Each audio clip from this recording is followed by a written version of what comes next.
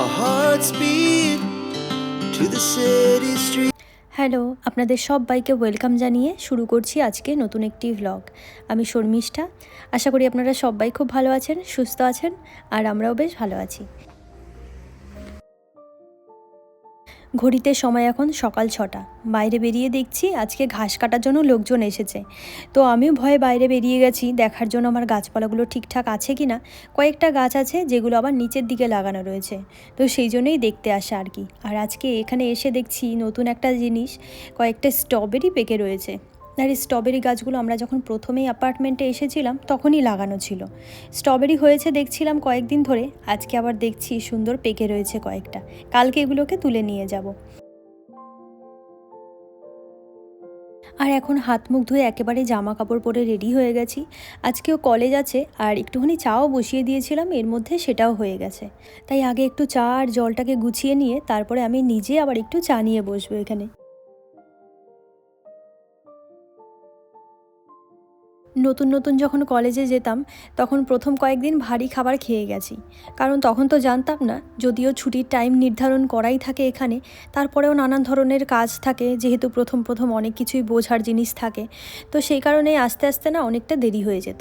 আর এখন যেমন বুঝে গেছি যে কখন চলে আসতে পারি কলেজ থেকে, তো সেই কারণে আর ভারী খাবার খেয়ে যাই না, সকাল সকাল হালকা পাতলা যে খাবারগুলো আছে সেগুলোই খেয়ে যাই।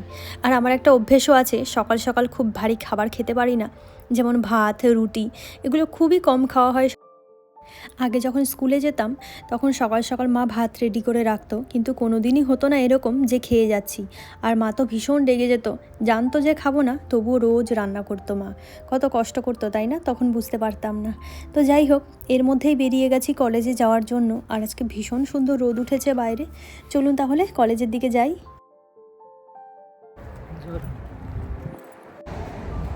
খুব সুন্দর দিন আজকে, এত সুন্দর রোদ উঠেছে।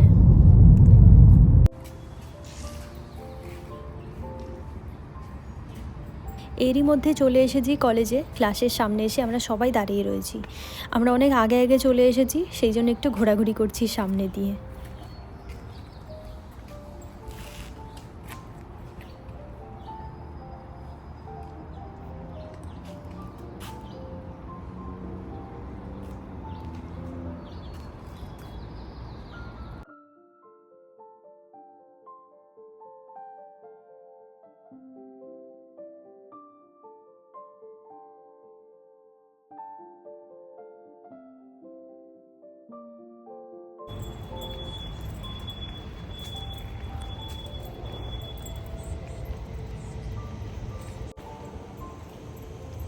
তো আমার ক্লাস শেষ হয়ে গেছে আর এখন যাব বাড়িতে।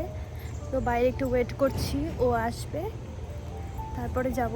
তো বাইরে খুব সুন্দর আছে, রোদ উঠেছে, তাই ভাবলাম আমি এদিক ওদিক দিয়ে একটু হাঁটাহাঁটি করি।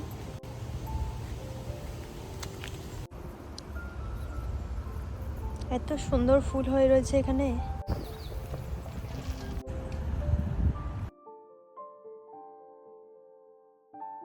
তো এখন চলে এসেছি ঘরে, আর ব্যাগটাকে এখন গুছিয়ে রেখে দেবো পরের দিনের জন্য। আর আজকে দুপুরবেলাতেও সেরকম বিশেষ রান্নার কিছু নেই, তো টুকটাক রান্না করে এর মধ্যে আমরা খাওয়া দাওয়াও করে নিয়েছিলাম। নিয়ে একটু রেস্ট করে বিকালে আবার এসেছিলাম রান্নাঘরে। কয়েকটা জিনিসপত্র ছিল গোছগাছ করার জন্য, তো সেগুলোই গোছাতে এসেছিলাম। তার মধ্যে একটা মেইন যে কাজ ছিল সেটা হলো বিরিয়ানির একটা মশলা তৈরি করে রেখে দেওয়া। এই মশলাটা শেষ হয়ে এসেছিলো, আর সেই সঙ্গে একটু চিকেন ম্যারিনেট করে রেখে দেবো। তো সব মশলাপাতি আজকে বের করেছিলাম। তো এর মধ্যে দারচিনিগুলো ছিল, তো এগুলো খেতে ভীষণ ভালোবাসে ও, তো এগুলোই একটা নিতে এসেছিলো। আর এদিকে মশলাগুলো বসিয়ে দিয়েছি হালকা একটু ড্রাই রোস্ট করে, এগুলোকে গুঁড়ো করে নেব। আর এদিকে মিক্সচারে আগের থেকে একটু আদা, জিরে, রসুন, শুকনো লঙ্কা এগুলোর পেস্ট করে রেখেছিলাম চিকেনকে ম্যারিনেট করে রাখার জন্য। আর এই সানরাইজ বিরিয়ানির মশলাটা যখন বাড়ি থেকে এসেছিলাম কয়েকটা প্যাকেট নিয়ে এসেছিলাম, সেই প্যাকেটটাই আজকে আবার একটু বের করেছি। যদিও ওদিকে একটু বিরিয়ানির মশলা রেডি করছি, তবুও এটা একটু এখানে দিয়ে দিলাম চিকেনটাকে ম্যারিনেট করে রাখার জন্য। চিকেনটাকে আগে থেকে ম্যারিনেট করে রাখছি, একটু বিরিয়ানি বানাবো। আর বিরিয়ানি বানানোর প্রধান উদ্দেশ্য হলো, আপনারা হয়তো থাম্বনেল দেখে এতক্ষণে বুঝতেই পেরেছেন, আজকে আমরা যাব মাছ ধরতে যাওয়ার জন্য লাইসেন্স আনতে। তো সেই কারণে এগুলো একটু গুছিয়ে রাখছি, কারণ লাইসেন্স এনে তার পরের দিনই চলে যাব মাছ ধরতে। আর এবার আমরা যেখানে মাছ ধরতে যাব সেটা আমাদের ঘর থেকে অনেকটাই দূরে, পুরো দিনের খাবার দাবার নিয়ে যেতে হবে। তো আজকে যদি লাইসেন্স আনতে যাই তো কাল পরশুর মধ্যেই আমরা বেরিয়ে পড়বো। তো সেই কারণেই খাবার দাবারগুলো একটু আগে থেকে গুছিয়ে রাখছি। এদিকে যে গোটা মশলাগুলো ড্রাই রোস্ট করতে বসিয়েছিলাম সেটাও হয়ে গেছে, তো ভাবলাম এটাকে মিক্সিতে একটু ঘুরিয়েও নিই একসঙ্গে। আর যেদিন বিরিয়ানির মশলা বানাই গন্ধে ঘরটা পুরো ভরে যায়, বেশ ভালোই লাগে। যদিও আমি কয়েক প্যাকেট বিরিয়ানির মশলা সঙ্গে করে নিয়ে এসেছি, কিন্তু আমি যখন ঘরে বিরিয়ানি রান্না করি তখন সবসময় এরকম একটু মশলা বানিয়ে নিই, বেশ ভালো গন্ধ আসে এটাতে। তো ওদিকে আমার মশলাও রেডি হয়ে গেছে, আর এখন বিকেল 5টা মতন বাজে। চলুন তাহলে একটু ওয়ালমার্ট থেকে ঘুরে আসি, কারণ মাছ ধরতে যাওয়ার যে লাইসেন্সগুলো সেগুলো কিন্তু ওয়ালমার্ট, টার্গেট এই জায়গাগুলোতেও পাওয়া যায়। তো আমাদের ঘরের কাছাকাছি একটা ওয়ালমার্ট আছে, তো সেখান থেকেই আমরা লাইসেন্স বানাবো। গত বছর যখন আমরা লাইসেন্স বানিয়েছিলাম তখনও কিন্তু ওয়ালমার্টেই এসেছিলাম। ওয়ালমার্ট বা টার্গেটে যে কোনো জায়গায় এরকম ধরনের একটা সেক্টরই আলাদা থাকে, যেখানে মাছ ধরতে যাওয়ার সমস্ত ধরনের সরঞ্জামগুলো পাওয়া যায়। আর ছোটোবেলা থেকেই আমি মাছ ধরতে ভীষণ পছন্দ করি। আমাদের দেশে তো বড়শি দিয়ে মাছ ধরা হয়, এদেশে আবার হুইল দিয়ে মাছ ধরা হয়। এদেশে যেহেতু লেক, সমুদ্র এগুলো বেশি, তো হুইল ছাড়া এখানে মাছ ধরা যায় না বেশিরভাগ জায়গাতে। আর এই যে দেখতে পাচ্ছেন ব্যাঙের আকারে, মাছের আকারে তৈরি করে রাখা, এগুলো কিন্তু মাছের এক ধরনের খাবার। আমাদের দেশের মাছ যেমন বিস্কিট, আটা, ময়দা এগুলো খায়, এখানকার মাছ আবার এগুলো ছাড়া খায় না। এদের খাবার দাবার আবার ভীষণ এক্সপেন্সিভ। আর এই যে দেখতে পাচ্ছেন ছোট্ট মাছের আকারে রাখা, আমি প্রথম দিন ভেবেছি এগুলো ছোট মাছ, তারপরে দেখলাম না, এগুলো মাছের মতনই জেলি টাইপের তৈরি করে রাখা রয়েছে।